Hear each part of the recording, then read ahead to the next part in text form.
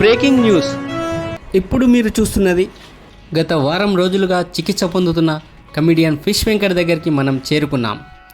బోడుప్పల్లో RBM multi speciality హాస్పిటల్లో fish Venkat ఉన్న ICU దగ్గరికి వెళ్తున్నాం. ఇప్పుడు ఆయన పరిస్థితి ఎలా ఉందో తెలుసుకుందాం.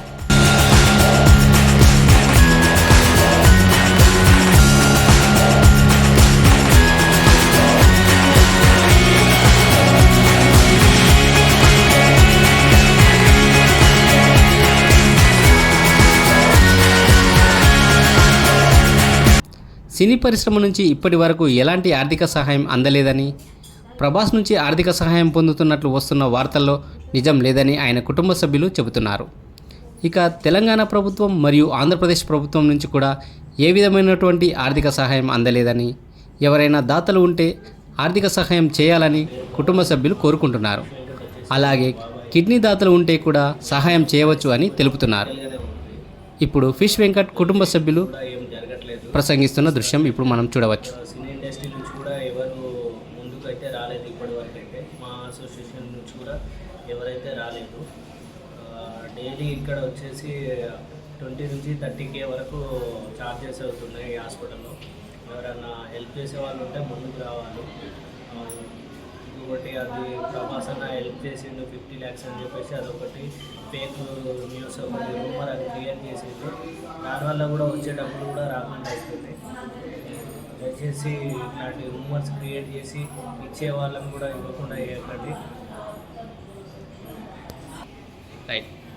అప్పుడు శాంతి అంటే ఫిష్ వెంకట్ వాళ్ళ కూతుర్ని ఇట్లా ప్రభాస్ నుంచి పిఏ కాల్ చేసిండు అని మాత్రమే నేను చెప్పినండి మీడియాకి. దానివల్ల మీరు 50K ఇచ్చినారు అని చెప్పేసి నా మీడియా అట్లా చెప్పడం కరెక్ట్ కాదు కదండి. ఎందుకంటే ఇచ్చే వాళ్ళు కూడా ఇవ్వకుండా ఆపేస్తున్నారు కదా.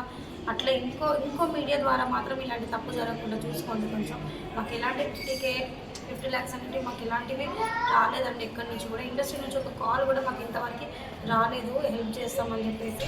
గవర్నమెంట్ నుంచి కూడా అంతేనండి. ఇక్కడ జనసేన అని చెప్పేసి సాయన్న అని చెప్పేసి ఇక్కడ మన బోడుప్పల్లో తను వచ్చేసి హెల్ప్ చేసిండండి ఆ అన్న. మళ్ళీ బీజేపీ పార్టీ నుంచి కూడా 30,000 ఇచ్చిరండి. నా పేరు దండాల్ ఫిష్ వెంకట్ వాళ్ళ అల్లుని మాట్లాడుతున్నా.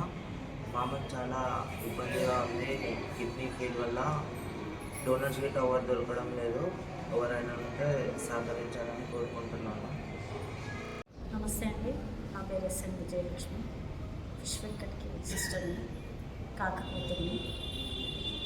మేమంతా ఒకే దగ్గర పుట్టి పెరిగిన వాళ్ళమంతా. మా బ్రదర్కి ఇలా అతన్ని చూస్తుంటే చాలా బాధగా ఉంది. కానీ అతను మంచిగా కావాలని ఆ దేవుడికి మేము చాలా కోరుకుంటున్నాము.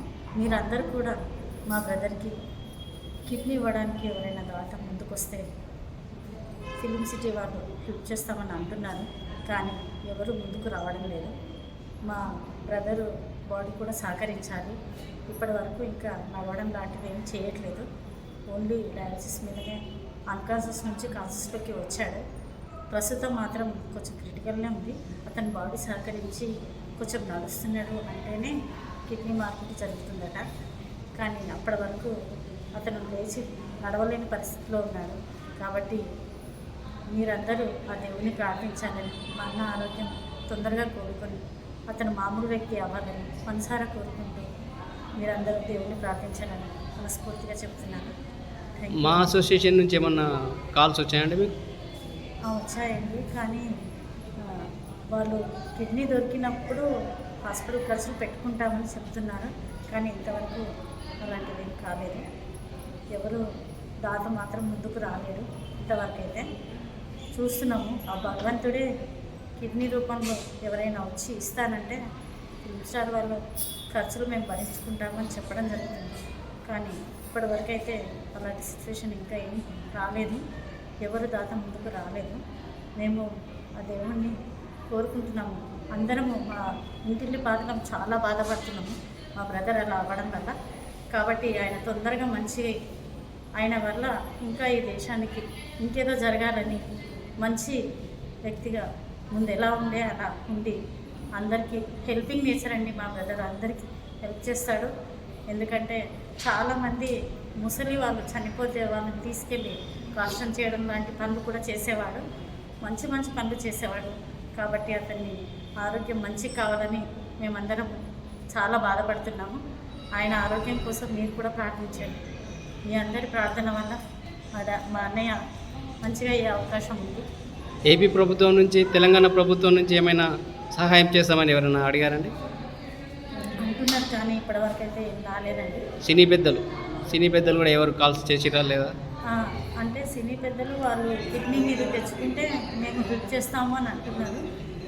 కానీ ఎవరు ఇంకా ఇంతవరకు అయితే ముందుకు రాలేదు. మేము 1000 కళ్ళతో ఎదురు చూస్తున్నాము. మా బ్రదర్కి కిడ్నీ ఇచ్చే దాత ఎవరో ఆ దేవుడే కిడ్నీని తీసుకొని వచ్చి మన్నయ్యని కాపాడాలని అనుకుంటున్నాము. దాదాపు ఇప్పుడు వారం రోజులు అవుతుంది కదండి మీరు బోడుపల్లి ఆర్బీఎం హాస్పిటల్కి వచ్చి? 1 వీక్ అవుతుందండి హాస్పిటల్లో అడ్మిట్ అయ్యి. ఒక 2 డేస్ మాత్రము అసలు మాటలే లేవు. తర్వాత 3 డేస్ డైలీ డయాలసిస్ అవ్వడం, అతన్ని ఎప్పుడు మత్తులోనే ఉండడం అవుతుంది. ఏమీ తినలేని పరిస్థితి. ఏమన్నా తింటావా అంటే తినాలని అనిపించట్లేదురా అని అంటున్నాడు. అతను చూస్తుంటే చాలా బాధగా ఉంది మాకు.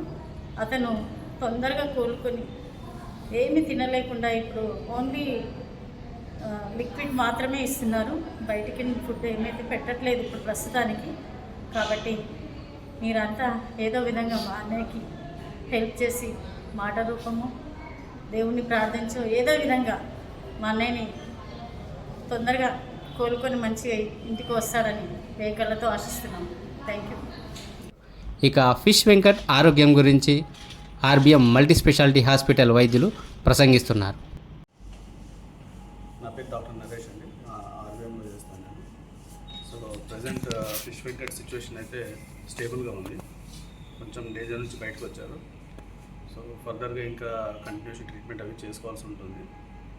ఇప్పటికైతే రెస్పాన్స్ బాగుంది. వచ్చినప్పటి నుంచి ఇప్పటికి బాగా ఇంప్రూవ్మెంట్ ఉంది. కిడ్నీ డోనర్స్ చేస్తున్నారు. డోనర్స్ అని ఎవరైనా ముందుకు వస్తే కిడ్నీ ట్రాన్స్ప్లాంటేషన్ అయితే మస్ట్ ఇంపార్టెంట్ ఉంది. మరి ఎవరైనా వచ్చినారంటే దాన్ని ఫర్దర్గా ట్రాన్స్ప్లాంట్ చేయించుకోవాలి. Okay. Thanks for watching. Please like, share, subscribe.